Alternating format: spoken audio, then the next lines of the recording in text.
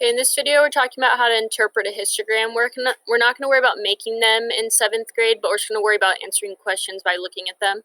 So this one's about hours spent playing video games on the weekends. So here you can see that we have the number of hours on the x-axis, and then we have number of students on the y-axis. A histogram is like a bar chart, except the bars are touching, and it's a interval down here. So like this first one is saying that this first bar is how many students played 0 to 4 hours. And so if there's a number 5 here, that 5 is included in the column to the right. So this one is only 0 to 4 hours. If I look at the next column, this is students who played 5 to 9 hours. So again, the 10 is pushed over into the column to the right, because the 10 can't be in this column and in the next column. Okay, so if I look at all these, so this is 5 to 9 hours. Next one is 10 to 14 hours. Then we have 15 to 19 hours. And then 20 to 24. If we had another column to the right here, that would have 25 in that column. Okay, so this is saying that, this giving us how many students played each of these number of hours. So if I look here, I can see that 2 students played 0 to 5 hours, because it's the height of 2. We have 3 students that played 5 to 9 hours. We have 4 students that played 10 to 14 hours. Here we have 7 students that played 15 to 19 hours. And then we have 9 students that played 20 to 24 hours on the weekends. And then anyone that played more than that wasn't included on this graph. So the first question is asking how many students are represented in this histogram.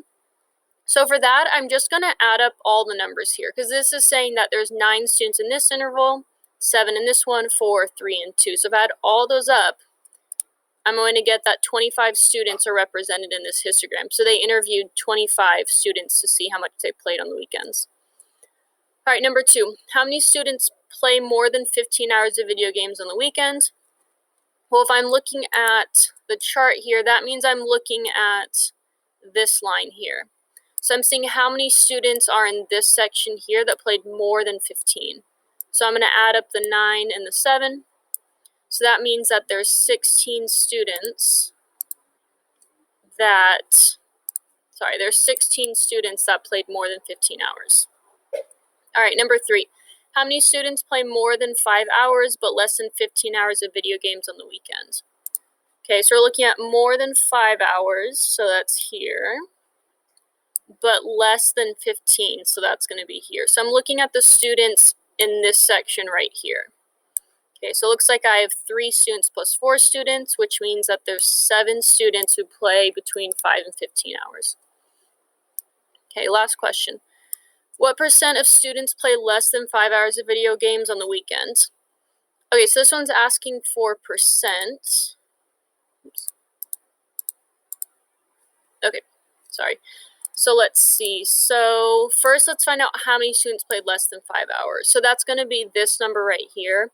So we have 2 students out of 25 who played less than 5 hours, but it wants to know what the percent is. So remember, one way to turn a fraction into a percent is I can say, well, I know that if I have 100 on the bottom, that'll give me my percent. So if I multiply by my giant 1, 25 times 4 is 100, 2 times 4 is 8. So that's, because it's 8 hundredths, the decimal is 0.08, which turns into 8%. Or I can do long division. I put the 2 inside the house and 25 outside. I get 0.08, and then that would turn into 8%. So there's 8% of students that played less than 5 hours of video games on the weekends.